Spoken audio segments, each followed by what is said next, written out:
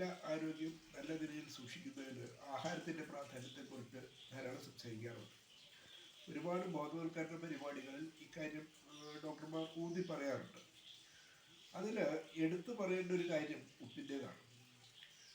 ഈ ഉപ്പ് നമ്മൾ സാധാരണ പ്രമേഹ രോഗികൾ എല്ലാവരും പറയും മധുരം കഴിക്കാറില്ല, പഞ്ചസാരയും ശർക്കരയും തീരെ ഒഴിവാക്കിയിട്ടുണ്ട്. പക്ഷെ അത് ചികിത്സ പൂർണ്ണമായി ഫലപ്രദമാകണമെങ്കിൽ ഉപ്പ് കൂടി ഒഴിവാക്കുകയാണ് നല്ലത്. ഒഴിവാക്കാൻ പറ്റാത്തവർ അത് ഏറ്റവും കുറഞ്ഞ അളവിലാക്കുകയെങ്കിലും ആവശ്യമാണ്.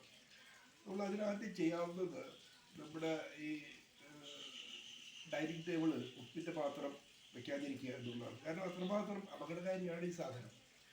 അതുകൊണ്ട് തന്നെ ഈ ഉപ്പിൻ്റെ അളവ് നമ്മൾ ആഹാരത്തിൻ്റെ കൂടെ മാത്രമല്ല, അല്ലാതെ ഇപ്പോൾ മോരുവെള്ളം കുടിക്കുമ്പോൾ ഉപ്പ് ചേർക്കുന്നവരുണ്ട്.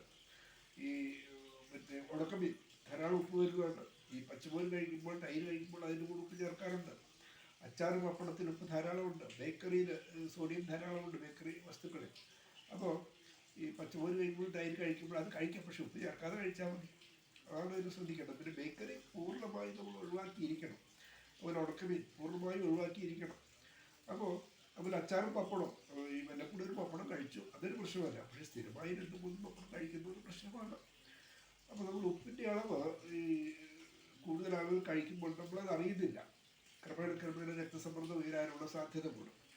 ഈ രക്തസമ്മർദ്ദം ഉയരുമ്പോഴുള്ളൊരു പ്രശ്നം, ഇതിൻ്റെ ആദ്യ കാലഘട്ടങ്ങളിൽ ഇതിൻ്റെ രക്തസമ്മർദ്ദം നിൽക്കുന്ന ലക്ഷണങ്ങളോ അസ്വസ്ഥകളോ ഒന്നും കാണാറില്ല എന്നുള്ളതാണ്. നല്ല തലകറങ്ങോ അല്ലെങ്കിൽ വേറെ എന്തെങ്കിലും അസുഖങ്ങളായി ആശുപത്രിയിൽ എത്തുമ്പോൾ പരിശോധിക്കുമ്പോഴായിരിക്കും ഈ രക്തസമ്മർദ്ദം ഉയർന്നു നിൽക്കുന്നു എന്നറിയുന്നത്.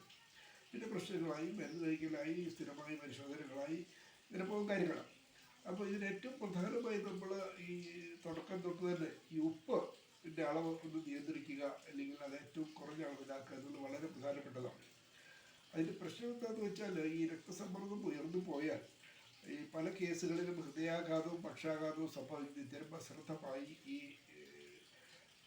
രക്തസമ്മർദ്ദം അറിയാതെ പോകുന്നത്. കാരണം അവരറിയുന്നില്ല പലർക്കും. ഈ ആശുപത്രിയിൽ ചെല്ലുമ്പോഴാണ് നിൽക്കുന്നത് അറിയണം.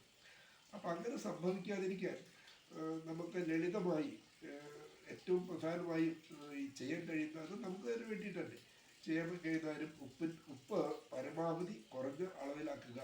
അതുപോലെ ഉപ്പ് ചേർന്ന മറ്റു ആഹാരങ്ങൾ, അച്ചാർ, പപ്പടം, ബേക്കറി, വറുത്തത്, പൊരിച്ചത്, ഇത്തരം കാര്യങ്ങൾ നമ്മൾ പ്രത്യേകിച്ച് ഉണക്കടി ഇത്തരം കാര്യങ്ങൾ ഒഴിവാക്കുക എന്നുള്ളതാണ്. അത് നമുക്ക് രോഗങ്ങൾ വരാതിരിക്കാനും വന്നാൽ തന്നെ ഈ നിയന്ത്രണങ്ങൾ പാലിച്ചാൽ അത് രോഗശമനം വേഗത്തിൽ നേടാനും ഒരുപാട് സഹായിക്കും.